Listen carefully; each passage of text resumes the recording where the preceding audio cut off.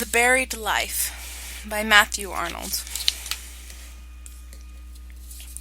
Light flows our war of mocking words, and yet, behold, with tears mine eyes are wet. I feel a nameless sadness o'er me roll. Yes, yes, we know that we can jest. We know that we can smile. But there's a something in this breast, to which thy light words bring no rest, and thy gain smiles no anodyne. Give me thy hand, and hush awhile, and turn those limpid eyes on mine, and let me read there, love, thy inmost soul. Alas, is even love too weak to unlock the heart, and let it speak? Are even lovers powerless to reveal to one another what indeed they feel? I know the mass of men concealed their thoughts, for fear that if revealed, they would by other men be met with blank indifference or with blame reproved. I knew they lived and moved tricked in disguises, alien to the rest of men and alien to themselves, and yet the same heart beats in every human breast. But we, my love, doth a spell benumb our hearts, our voices? Must we too be dumb? Ah, well for us, if even we, even for a moment, can get free our heart and have our lips unchained, for that which seals them hath been deep ordained. Fate, which foresaw how frivolous a baby man would be, by what distractions he would be possessed, how he would pour himself into every strife, and well nigh change his own identity, that it might keep from his capricious play his genuine self, and force him to obey even in his own despite his being's law.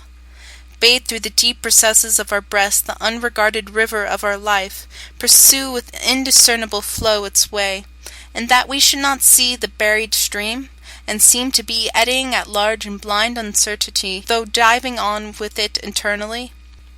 But often in the world's most crowded streets, but often in the din of strife, there rises an unspeakable desire after the knowledge of our buried life, a thirst to spend our fire and restless force in tracking out our true original course, a longing to inquire into the mystery of this heart which beats so wild, so deep in us, to know whence our lives come and where they go.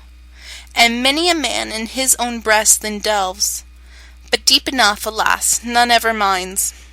And we have been on many thousand lines, and we have shown on each spirit and power, but hardly have we, for one little hour, been on our own line, have we been ourselves. We hardly had skill to utter one of all the nameless feelings that course through our breast, but they course on forever unexpressed, and long we try in vain to speak and act our hidden self.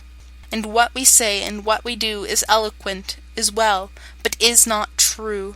And then we will no more be racked with inward striving, and demand of all the thousand nothings of the hour their stupefying power. Ah, yes, and they benumb us at our call, yet still, from time to time, vague and forlorn, from the soul's subterranean depth upborne, as from an infinitely distant land, come airs and floating echoes, and convey a melancholy into all our day, only, but this is rare, when a beloved hand is laid in ours, when, jaded with the rush and glare of interminable hours, our eyes can in another's eyes read clear, when our world-deafened ear is by the tones of a loved voice caressed, a bolt is shot back somewhere in our breast, and a lost pulse of feeling stirs again.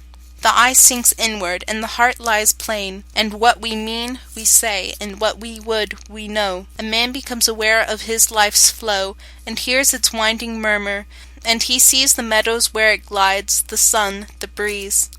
And there arrives a lull in the hot race, wherein he doth for ever chase that flying and elusive shadow, rest. An air of coolness plays upon his face, and an unwonted calm pervades his breast. And then he thinks he knows the hills where his life rose, and the sea where it goes.